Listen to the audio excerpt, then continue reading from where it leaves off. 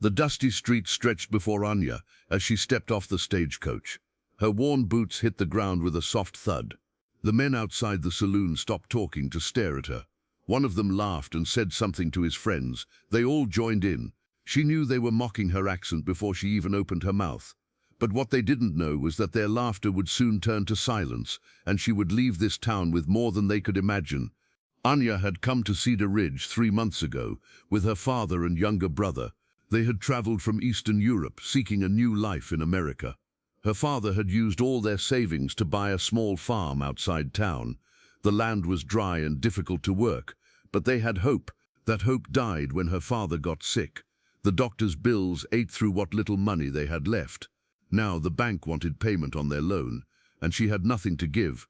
The man who owned the bank was named Mr. Vance. He owned half the town and most of the surrounding ranches. People said he had gotten rich by taking advantage of families like hers. Families who didn't know the language well, who didn't understand the contracts they signed. Vance was a tall man with cold grey eyes and a thin mustache. He was always smoothing with his fingers. He wore expensive suits that he ordered from San Francisco. His boots were made of snakeskin, and he carried a gold pocket watch that he liked to check in front of people who owed him money. That morning, Vance had come to their farm with 3 of his men. Anya's father was too sick to get out of bed, so she had to face them alone. Her 12-year-old brother stood behind her, trying to look brave. Vance had looked around their simple home with disgust. He picked up one of her mother's old teacups, the few things they had brought from the old country, and let it drop to the floor. It shattered into pieces. "You people come here with nothing," he said, his voice dripping with contempt. "You can barely speak proper English. Listen to you. Where did you even come from? Some muddy village nobody's heard of." His men laughed. One of them repeated her words from earlier, mimicking her accent in a cruel, exaggerated way. "Please, Mr. Vance, we need more time." They found this very funny. Vance pulled out his gold watch and made a show of checking it. "You have until sunrise tomorrow to pay what you owe, $500. If you don't have it, you and your sick father and that boy will be on the street. I'll burn everything you own." He leaned in close to her. She could smell the tobacco on his breath. "Maybe you should have stayed where you came from." After they left, Anya sat on the porch and tried not to cry. Her brother asked what they were going to do. She didn't have an answer. $500 might as well have been 5,000. They had nothing left to sell. No one in town would hire her because of how she talked. The other women whispered when she walked by. The men either ignored her or made jokes. But Anya had a secret. Back in the old country, her grandfather had been a gambler. Not the reckless kind who lost everything, but the smart kind who knew how to read people. When she was young, he had taught her card games. More importantly, he had taught her how to watch, how to see the tiny movements people make when they lie, the way their eyes shift, how their fingers tap, the small changes in their breathing. "Cards are not about luck," he would tell her. "Cards are about patience and observation. Let them think you are weak, let them laugh, then take everything." She had $20 hidden in a tin can. It was meant for medicine for her father, but medicine wouldn't matter if they lost their home. The Golden Horse Saloon was the biggest gambling hall in Cedar Ridge. Every night the rich men of the town played poker there, high-stakes games where fortunes were won and lost. Vance played there almost every night with his friends. They thought they owned the table just like they owned the town. That evening, Anya put on her best dress. It wasn't much, just a simple brown thing she had made herself, but it was clean. She brushed her long dark hair and pinned it up the way American women did. She looked at herself in the cracked mirror. She didn't look like she belonged in a place like the Golden Horse, but that was good. Let them underestimate her. The saloon was full of smoke and noise when she walked in. The piano player was banging out a tune. Men crowded around tables, drinking whiskey and beer. A few saloon girls in bright dresses moved between the tables, serving drinks and smiling at the customers. Everyone turned to look when Anya entered. Some laughed. What was she doing here? Vance was at his usual table in the back corner. With him were 4 other men she recognized. There was Tom Bradley, who owned the general store. Next to him sat James Corwin, the town's biggest cattle rancher after Vance. The other 2 were Vance's men, the ones who had been at her farm that morning. They were playing poker, and from the pile of money on the table, the stakes were high. Anya walked straight to their table. Vance looked up, surprised. Then he smiled, but it wasn't a nice smile. "Well, look who's here. Did you come to beg? I already told you, sunrise tomorrow."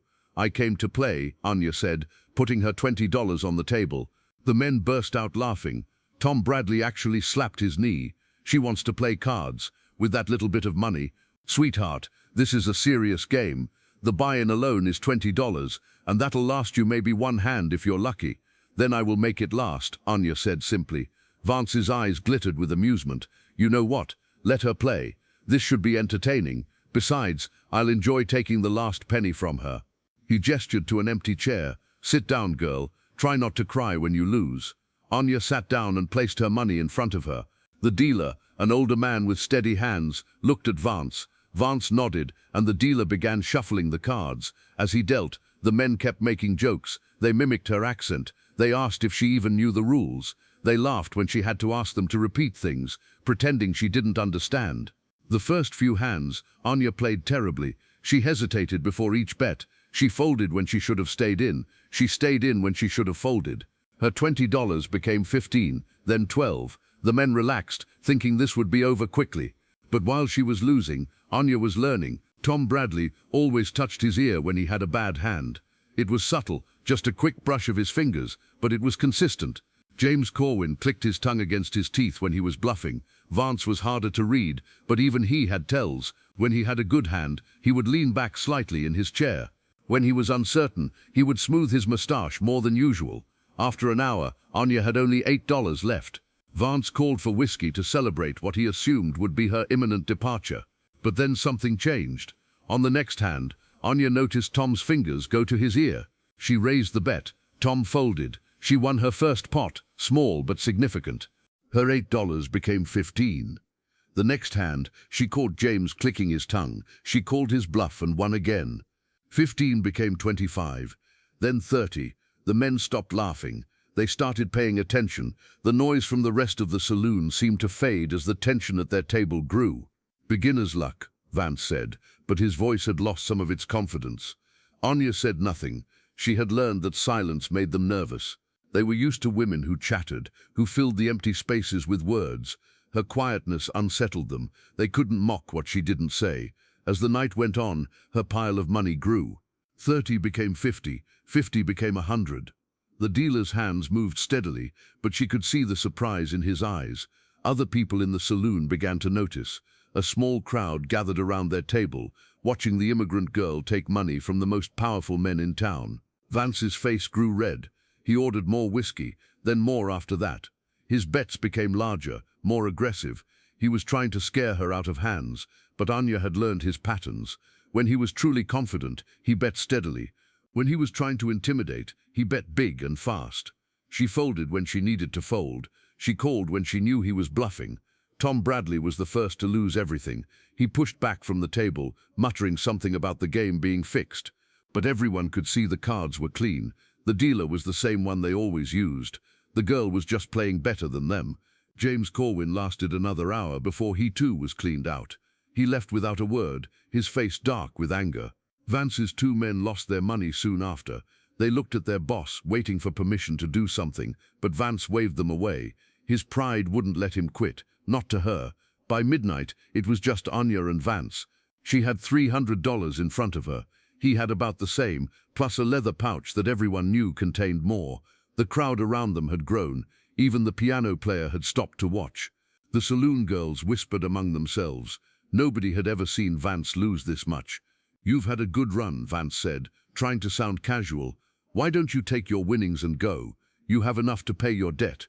"The night is not over," Anya replied. Vance's jaw tightened. He pulled out the leather pouch and dumped it on the table. Gold coins spilled across the green felt. $500, he said. "One hand. Winner takes all." Anya looked at the money. She had enough to save the farm, but she thought of her grandfather's words. "Sometimes you had to take everything. I do not have 500. Vance smiled, thinking she was backing down. Then she continued, "But you have something else of value. Your horses." The crowd murmured. Vance owned the finest horses in 3 counties. His prize stallion alone was worth more than most farms. His stable of 6 horses was his pride, more than his money, more than his land. "You're insane," he said. Anya shrugged. "Then we are done." She began to gather her money. "Wait." The word came out sharp. Vance couldn't let her walk away, not in front of everyone. His reputation would be ruined. A foreign girl had come into his territory and taken his money. If he let her leave now, He would look weak. My horses against everything you have, plus the deed to your farm. I accept. The dealer shuffled the cards with extra care. The crowd pressed closer. Nobody spoke. The only sound was the whisper of cards against felt. He dealt 5 cards to each of them. In this version of poker, they could exchange up to 3 cards once. Then they would show their hands. Anya looked at her cards. 2 pairs, queens and tens. A decent hand, but not great. She watched Vance carefully. He was trying to keep his face neutral, but she caught it, the slight lean back in his chair. He had something good. She exchanged 1 card, hoping to improve her hand. The new card was another queen, a full house, queens over tens. It was a very strong hand, but was it strong enough? Vance exchanged 2 cards. His movements were confident, smooth. He looked at his new cards, and that thin smile appeared on his face. He was certain he had won. "Show them," he said. Anya turned over her cards. The full house drew gasps from the crowd. It was an excellent hand. Vance's smile widened. He laid down his cards slowly, savoring the moment, a straight flush. 5 cards in sequence, all the same suit. It beat her full house. But then Anya did something unexpected. She laughed. It wasn't a bitter laugh or a sad one. It was genuine. "You have a tell," she said, her accent thick, but her words clear.